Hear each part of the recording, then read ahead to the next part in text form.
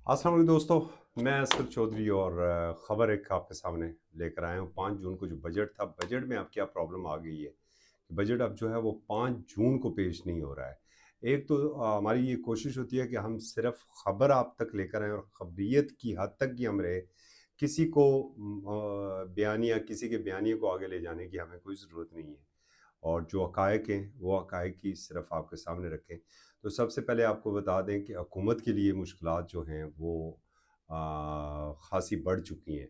और हुकूमत की जो अहम तरीन 2 इत्तेहादी जमातें हैं ना, वो इस वक़्त जो है वो कोई बात मानने को तैयार नहीं है। एक जो गवर्नर सिंध की तब्दीली हुई थी, आपको पता है कि वो एमक्यूएम का था और एमक्यूएम से मुस्लिम लीग नून ने लेके तो अपने गवर्नर सिंध लगाए थे। वहाँ से जो एमक्यूएम है वो नाराज़ हुई है और सीधी-सीधी उसे बात की है जी कि वो फैसला रिवर्स करें तो आगे चलेंगे भाई।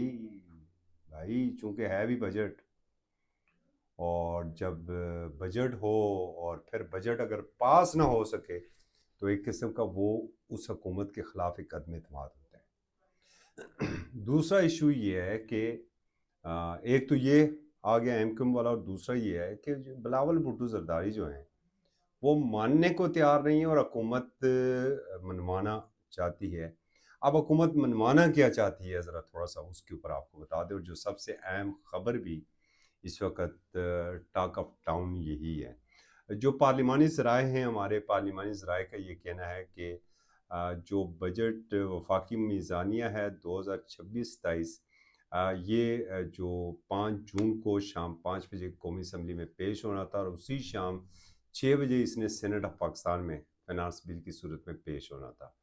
और जो कौमी इक़्तिसादी कौंसल है उसका भी इजलास 4 तारीख को होना था, वो भी नहीं हो सका है। इकनॉमिक सर्वे जो 4 तारीख को वो पेश होना था, वो भी नहीं अब हो सकेगा। तो जितना भी शेड्यूल है वो सारा दरम-बरम हो चुका है, और उसकी वजह क्या बयान की जा रही है। जो हमें हमारे पार्लिमानी ज़राए ये बता रहे हैं कि एक हुकूमत एक नई आइनी तरमीम लाना चाहती है, और बजट से कबल उस कानून साज़ी इसलिए ज़रूरी है कि उसी कानून साज़ी के मुताबिक आगे बजटिंग होगी सारी। शुनीद तो है, बाज़ गश्त भी हो रही है। जो राहदारियाँ हैं पार्लिमान की, वो भी इक़्तिदार की ग़ुलाम गर्दिशें हैं, वहाँ पर भी ये बाज़ गश्त हो रही है कि 28वीं तरमीम आ रही है जी, और 28वीं तरमीम में बहुत कुछ होगा। जैसे कराची के हवाले से बात हो रही है, ग्वादर के हवाले से हो रही है, फाटा पाटा के हवाले से बात हो रही है, नए सूबों के हवाले से बात हो रही है।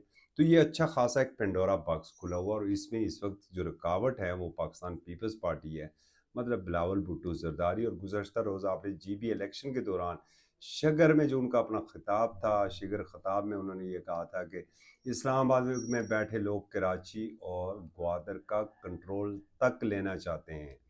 तो हम चाहते हैं कि जीबी को भी उसका हक मिले। इस एक जुमले के बहुत से मतलब थे, और इस एक जुमले ने ये सारा जो प्लानिंग थी, उस प्लानिंग को, जिस तरह शेर अफजल मरवत कहते होते हैं ना, कि वाड़ के रख दिया है, वाड़ के रख दिया है। अब अगर हुकूमत के पास साथ पाकिस्तान पीपल्स पार्टी नहीं आती है तो कानून साजी तो मुश्किल का शिकार होगी जी। और साथ एमक्यूएम ये कहती है कि भाई डिसोरी साहब को वापस गवर्नर लेकर आएं, निहाल हाशमी साहब को दोबारा वापस इस्लामाबाद बुला लें, तो हम आपके साथ हैं, वरना हम आपके साथ भी नहीं हैं। और दूसरा जो इख्तियारात की मुंतकली आर्टिकल 140 ए के तहत भी वो एक तरमीम लेकर आए हुए हैं, और वो ये कहते हैं कि वो तरमीम भी हमारी, और 18वीं तरमीम के वक्त हमें वो ट्रक की बत्ती के पीछे लगाया गया था, तो वो तरमीम भी हमारी मंजूर होनी चाहिए। तो इस वक्त एक खिचड़ी सी पक चुकी है, और बजट जो है वो ताख़ीर का शिकार हो गया है। अब समझ नहीं आ रही है कि वो, कुछ लोग कहते हैं 8 तारीख को, कुछ 12 को कहते हैं। तो हुकूमत करेगी क्या? एक अहम शख्सियत को खबरी ये भी बता रहे हैं कि टास्क भी मिल चुका है कि पीपल्स पार्टी को राज़ी करें। तो आप भी सोचें कि ज़रा अहम शख्सियत कौन हो सकती है जो पीपल्स पार्टी को राज़ी करने के लिए मुतहर्रिक होगी। तो अगर आपने दुरुस्त जवाब दिया तो फिर हम आपके शुक्रगुज़ार होंगे। तो वैसे अहम शख्सियत आजकल बड़ी अहम जगहों के ऊपर भी नज़र आती है।